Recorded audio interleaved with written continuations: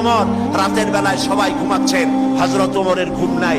তিনি ঘুম থেকে জেগে রাত্রির বেলায় ঘুরে ঘুরে বেড়াচ্ছেন কে কি অবস্থায় আছে। ঘুরতে ঘুরতে দেখেন একটা তাঁবুর মধ্যে আলো জ্বলতেছে আর কান্নার আওয়াজ। আস্তে করে কাছে গেছেন, যে দেখেন একটা মেয়ে লোক কি জন্য রান্না করতেছে আর বাচ্চাগুলি পাশে বসে কাঁদে।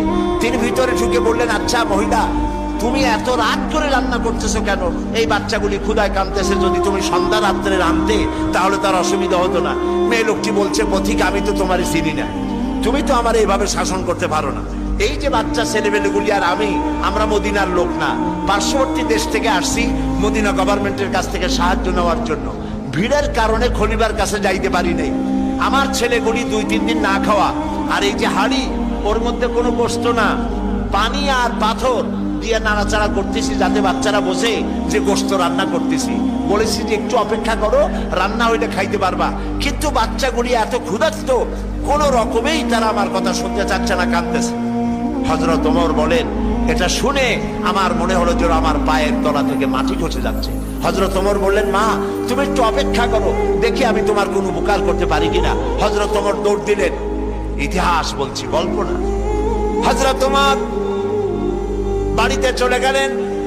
বৃদ্ধ হযরত আসনামকে ডাকলেন, বললেন, আসনাম বস্তা নিয়ে আসো, বাইতুল মালের দরজা খোলো, বস্তার ভিতরে আটা ঢুকাও, পেঁয়াজ ঢুকাও, তরি তরকারি ঢুকাও। ঢুকাবার পরে বললেন, বস্তা বন্দি করে দাও। বস্তা বান্ধা হলো। হযরত ওমর বলেন, আসনাম রে, এবার এই বস্তাটা আমার মাথার উপরে উঠায়া দাও। হযরত আসনাম বলছেন, আমিরুল মুমিনিন, এই বস্তা বহন করার জন্য আমি খাদেম তো উপস্থিত আছি। হযরত ওমর বললেন, না, আজকের বোঝা আমার মাথায় উঠাও, কারণ কিয়ামতে তোমাকে আসামি বানানো হবে না। যে দৃশ্য আমি দেখে এসেছি কিয়ামতের দিন, এজন্য আল্লাহ আমাকে আসামি বানাবেন। আমার বোঝা আমার মাথায় উঠাও। আটার বস্তা মাথায় নিয়ে হযরত ওমর দৌড়তে লাগলেন। অর্ধেকটা পৃথিবীর প্রেসিডেন্ট হযরত ওমর আটার বস্তা মাথায় নিয়ে দৌড়াচ্ছেন। তাঁবুর কাছে গিয়ে বস্তা ফালালেন। বস্তা খুলে আটা বের করে বললেন, মা রুটি বানাও। নিজে তরকারি কুটলেন, রান্না হয়ে গেল। তিনি বললেন, বাচ্চাদের আমি খাওয়াই, তুমি তোমার মতো খাও। 2 বাচ্চা 2 উরুতে নিয়ে হযরত ওমর বাচ্চাদেরকে রুটি খাওয়াচ্ছেন। মহিলাটি লক্ষ্য করে দেখলেন যে হযরত ওমর রাদিয়াল্লাহু তাআলা আনহু বাচ্চাদের খাওয়াচ্ছেন আর তার চোখ দিয়ে পানি পড়তেছে, দাড়ি ভিজে ভিজে পড়ছে।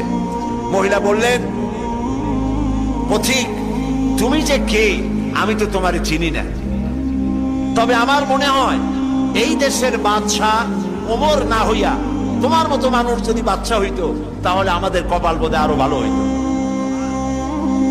হযরত ওমর এই রাতের বেলায় মহিলার কাছে নিজের পরিচয় দিয়ে বাহাবা নিতে চাইলেন না। তিনি বললেন, মা আগামীকাল তুমি খলিফার দরবারে যাবে, সেখানে তুমি আমাকে দেখতে পাবে, আমি সেখানে তোমাকে বেশি কিছু দিতে চেষ্টা করব। মহিলা পরের দিন হাঁটতে হাঁটতে চলে গেছে খলিফার দরবারে। যায় দেখে চেয়ারের উপরে যিনি বসা, রাতে যিনি আটার বস্তা মাথায় করে নিয়ে রান্না করে বাচ্চাদের কোলে করে খাওয়াইছেন, তিনিই তো খলিফা। মেয়ে লোকটি থরথর করে কাঁপতেছিল। কাছে গিয়ে বলছে, আমিরুল মুমিনিন, আমি তো ভুল করেছি, আপনাকে কষ্ট দিছি, আল্লাহর রাস্তায় আমারে মাফ করে দেন। হযরত ওমর দাঁড়ায় গেলেন, বললেন, বুড়ি বললেন, মা আমার কাছে মাফ চাইও না, উল্টা বরং আমারে মাফ করো তুমি, কারণ তুমি বলার আগে আমি খোঁজ নিয়ে তোমার কাছে খাবার যে সময় মতো পৌঁছতে পারিনি, এই জন্য কিয়ামতের দিন তুমি আমাকে আল্লাহর দরবারে আসামি বানাইও না। সুবহানাল্লাহ। এই ছিল ইসলামী রাষ্ট্র।